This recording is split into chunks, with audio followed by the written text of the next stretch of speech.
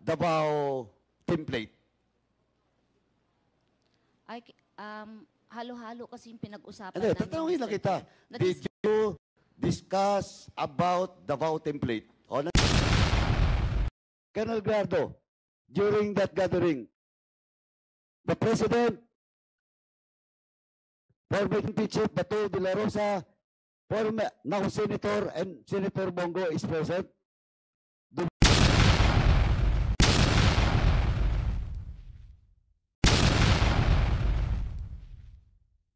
Congressman Paduano nangangalaitin na naman sa galit dahil nga hindi nga madiretso masagot ni Colonel Garma ang kanyang katanungan kung saan nga ay sinasabi nito kung magkasama nga ba itong si Colonel Garma, Bato, Bongo at si Presidente Duterte doon sa meeting sa second floor kung saan nga pinag-uusapan nila ang about sa Davao Plate.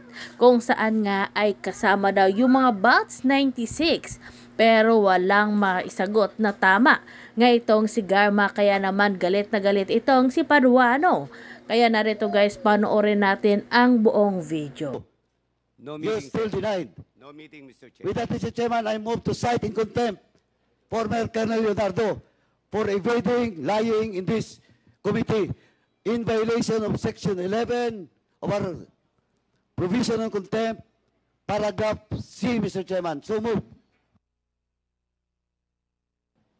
There is a motion to cite in contempt Commissioner Leonardo for violating Section 11, paragraph C of the Rules of Procedure Governing Inquiries in Aid of Legislation of the 19th Congress, and it was duly seconded. Are there any objections? Mr. Chairman. Yes, Congressman. May I assist the person beside Colonel Leonardo? Yung sa kabila po, on the left side. Mr. Chair, he's my counsel, Mr. Chair. You're right. So you have entered your appearance here? When? During the previous... Previous hearing. So please at the back of your client and don't advise your client unless you will be recognized or allowed by the chairman. So may we remind the councils of our resource persons to please comply with the rules, our ground rules. You may advise your client of his legal rights, but you may not coach them. Okay? You sit at the back. And may we ask the You sit at the back, attorney. Can you please provide chairs for our lawyers or counsels of our resource persons? So, as I was duly seconded, are there any objections? Mr. Chair, may I... Hearing none, Mr. Chairman. the motion is approved. Mr. Chair, Colonel, I will allow you to speak. Let me just finish the ruling of the chair. The chair has ruled on the motion to cite Colonel Leonardo in contempt for violating Section 11, paragraph C of our Rules of Procedure Governing Inquiries in Aid of Legislation. So now I will allow Colonel Leonardo to speak. Is this in relation? Chairman. Is this? Mr. Chairman, before we allow Colonel Leonardo, let me wait first for the second motion, Mr. Chairman, on detention, Mr. Chairman. Thank you. Okay. Is there any motion? Mr. Chair, Congressman Acop. may I respectfully move that Commissioner Leonardo be detained in the premises of this House until such time that the committee would have finished its committee report. So move, Mr. Chair. There is a Second. motion.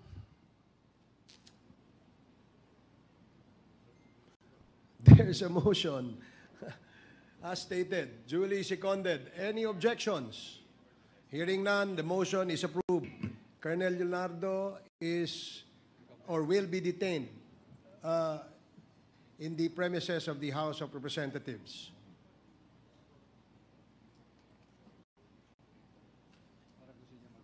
Okay. Colonel Leonardo, would you?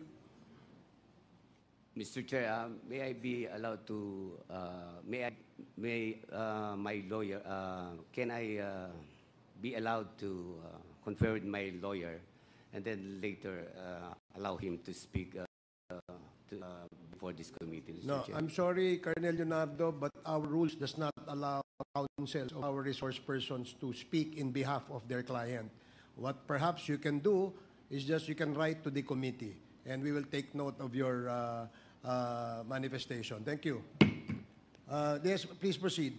Mr. Chairman, actually, I just like to tell the council and Colonel Leonardo that you have also the right to make an appeal in this committee, but after this committee hearing.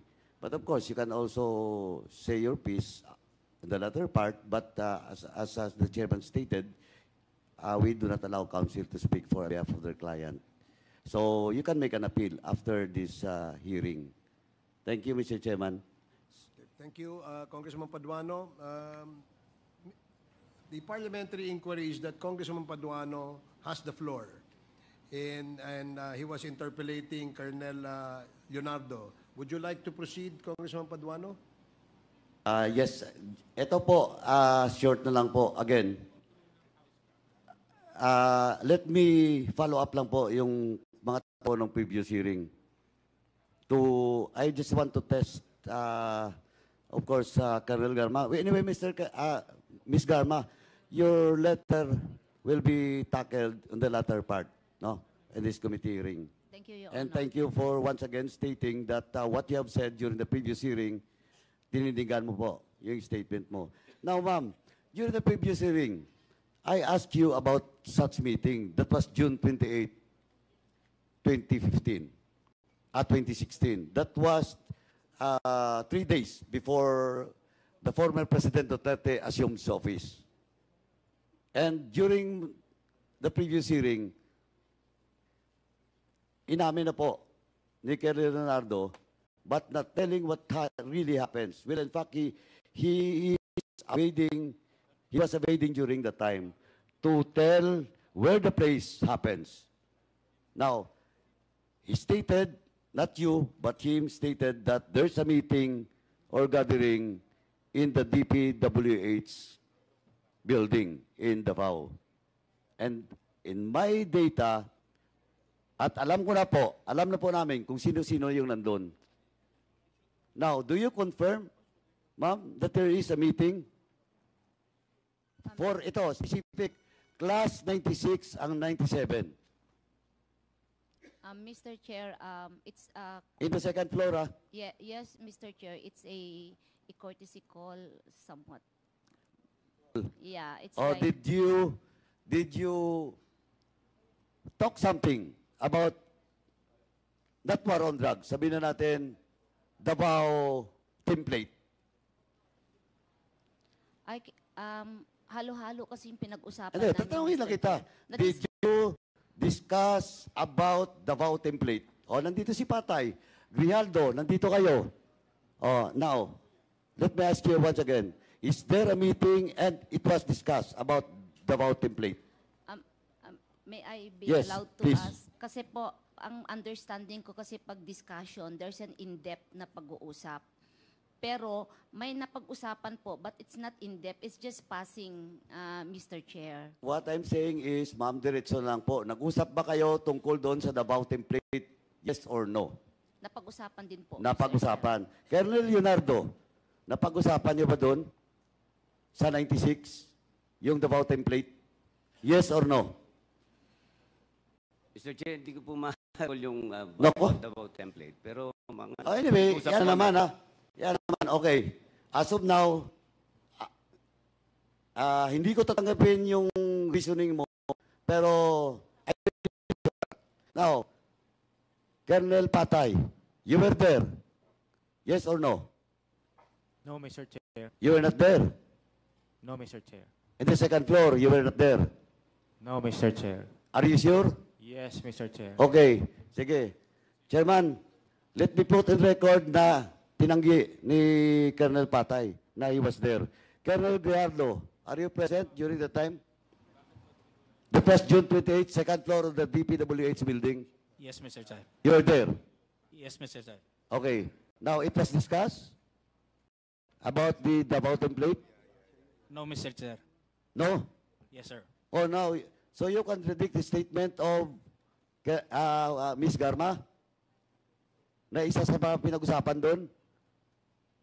Colonel Gardo, you're under oath. Yes, yes, Baka Mr. maaga Chair. ka. I could not confirm the statement of...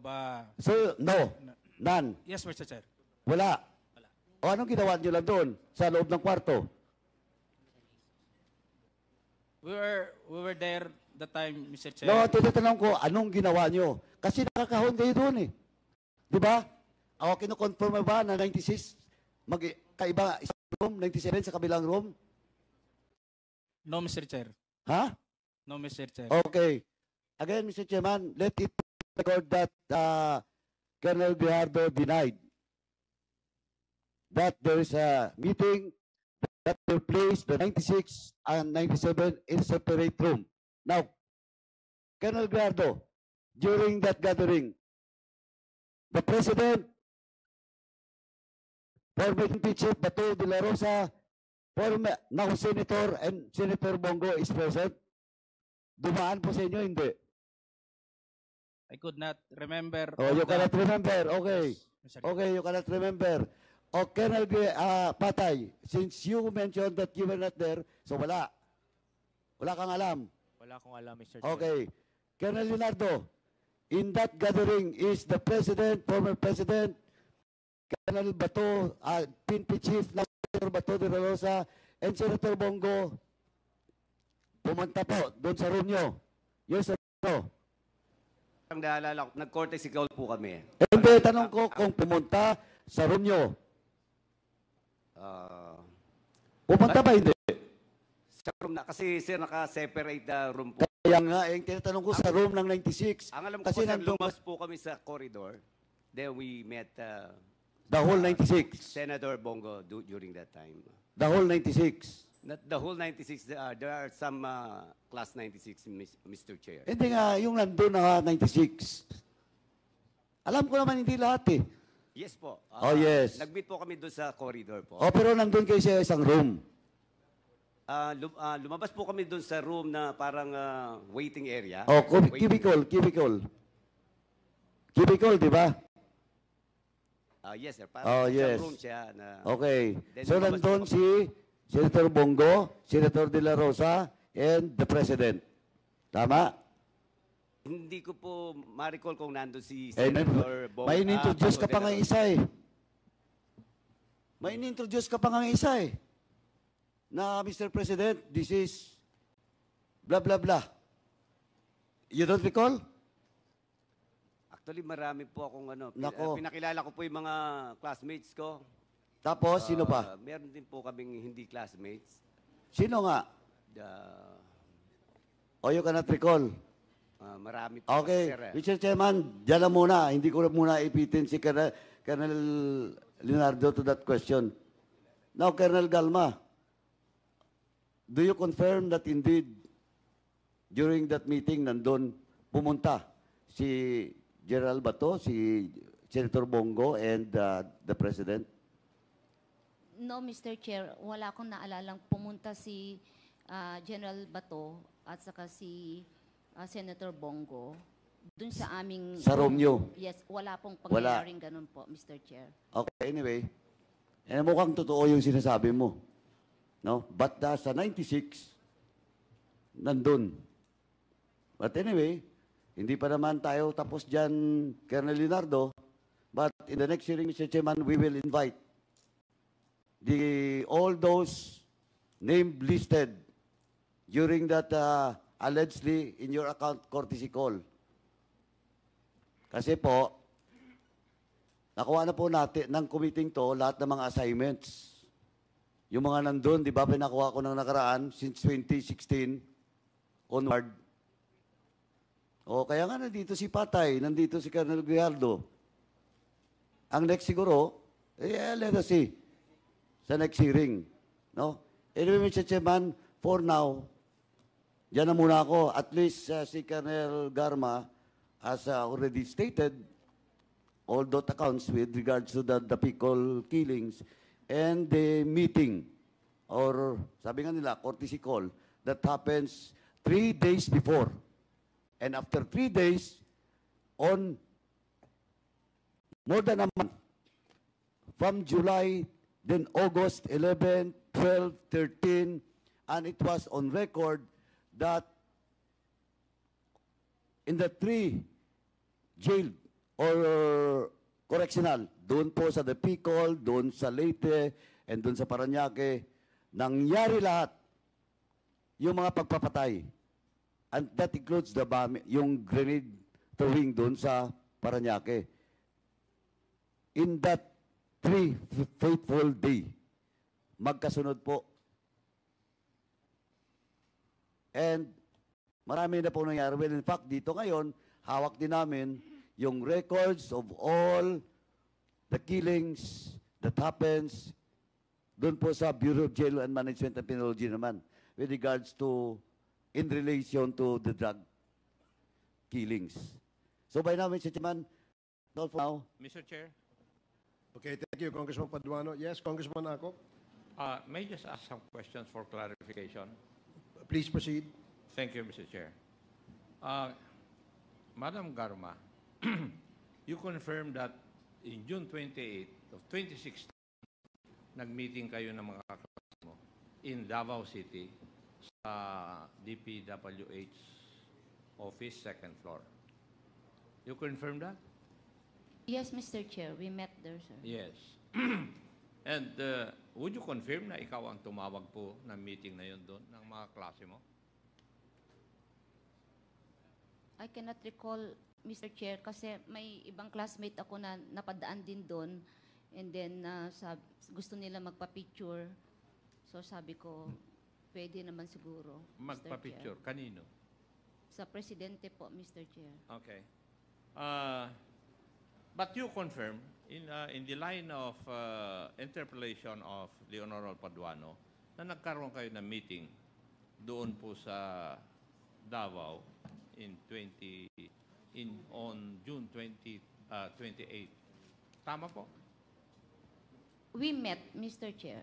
Yes. Inamin mo nga nung last na hearing eh. Yes po.